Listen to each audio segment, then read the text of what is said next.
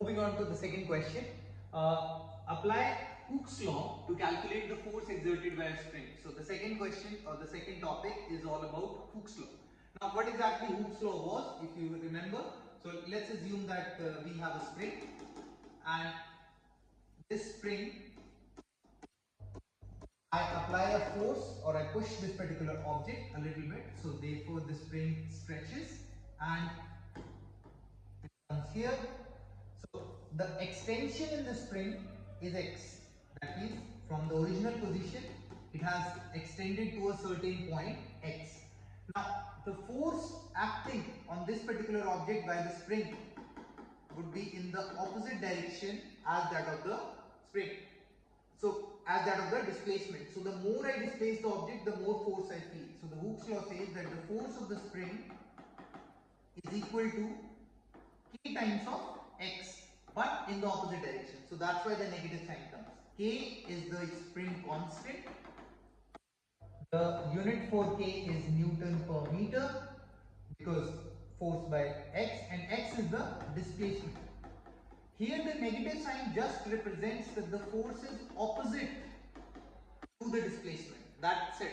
Whenever you're doing calculations, you actually don't have to worry about the negative sign. You have to visualize or understand that where exactly the force is acting. So if force is acting in this direction, displacement is in that direction.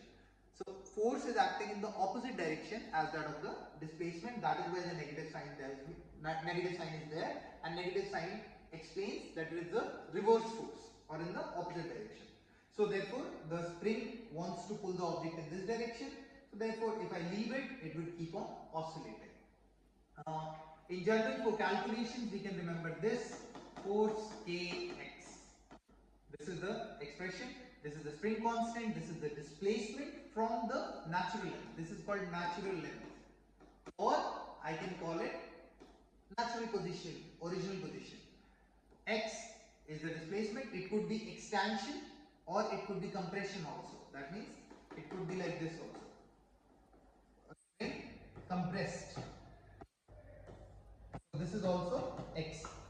Here if it compresses, the force of the spring is in this direction. So wherever the displacement is, force of the spring would always be in the opposite direction. Yeah, that's it. X is the displacement and F is the force. Which is Newton, K is Newton per meter, X is meter. Usually they will give you in centimeters, so you convert it into meters and that will be fine. So let's try to go through the question. First question: what is the spring constant of a spring that stretches 12 centimeter when an object weighing 24 Newton is hung from it? Easy. We have force Kx. Basically what they're saying is that there is a spring with which an object is hung. So if an object is hung, the spring would get stretched. So they would try to push it back. This is the restoring force. That means this is the spring force. The spring wants to pull the object up, and the weight, that means the gravity, is pulling it down. And F gravity they have given you as 24 Newton. Okay, here an interesting point. Sometimes they will not give you the force, they will give you just the mass. Let's say the mass is 2 kilos. Okay. So remember, this mass is not the force. You need to find the force first. So how do you find the force? So F gravity is mg, yani mass 2 times 9.8, you will get the value, whatever it is. Here they have already given you 24 newtons, so you don't have to do that. Okay? If they give you mass, you simply multiply it with g. But only in the case when the spring is vertically hanging, because gravity is acting down. If the spring is like this, mass is here, no force until pushed, because gravity is still down. Gravity is not pulling the spring. So be careful about that. Anyway, so here this is the object experiencing a force 24 Newton, and it is downwards and the spring force is upwards. They have given you how much it stretches, that means x. They are asking you for the spring constant. So the spring constant would be, As I told you, whenever you're doing calculations, you actually don't have to take the negative sign. You can simply work around that. K is equals to F over X. How much is the force? 24. X is 12 centimeters. Now here is the point. Whenever force is in newtons and this is centimeter, you have to change it into meters. So this becomes 12 divided 100. You solve it and then whatever the value you will get, that will be the value of K. Unit of K will be Newton per meter. That will be the unit of K. This will come out to be 2 and 12.12. So this will be 200 Newton per meter. That will be the value of K. Verify it. I might be wrong in the calculations. The second question, a spring with K equal 144. Now this time they have given you K. Is compressed by 16.5 centimeters. That means there is a compression. So X is 16.5 centimeters. Basically this is not X, this is del X. That means the change in X. Remember that. From the initial to the final position. So 16.5 centimeter, or I can say that 0.165 meters. Divided by 100, I will get this.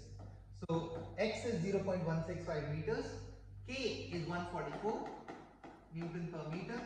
You need to find out the spring's elastic potential energy.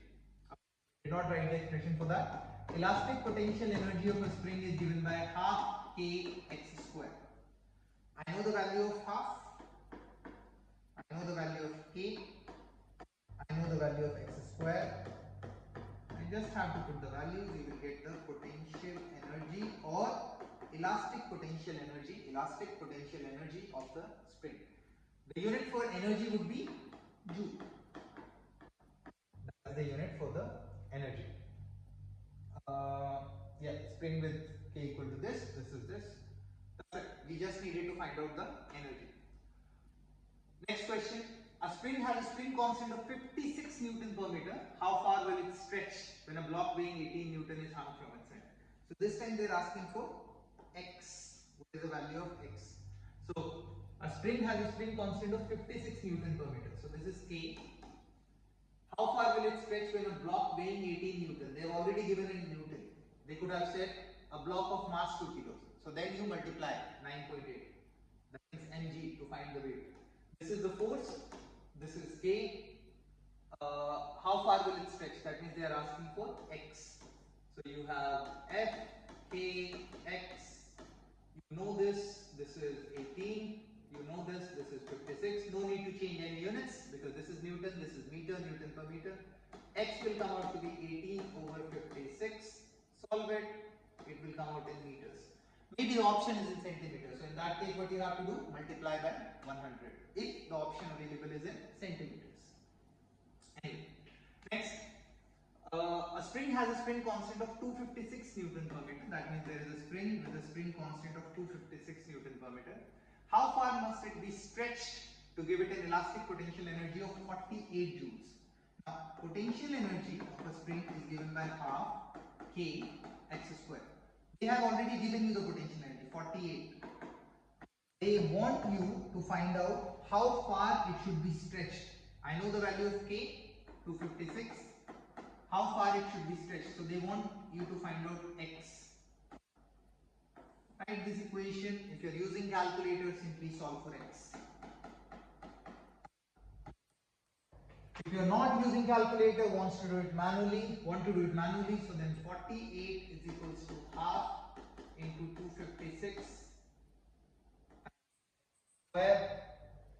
This becomes 128. So 48 divide 128 root. How did I do it? So this is 128 when you solve this. This 128 I divide both sides. So 128, 48 divide 128, 48 divide 128. And this is square. To remove the square, I do square root. So that is why this becomes root 48 over 128. I just combined a few steps and did it all together. Okay, question 1 to 4, page 6. That's it. This is the second question of the EOT about the Hooke's law. So majorly two expressions, F equals kx, negative kx, but for calculations remove the negative. Negative just represents that the direction of the force is opposite. to the direction of the displacement. And the potential energy, which is half kx square, the unit for potential energies or any energies,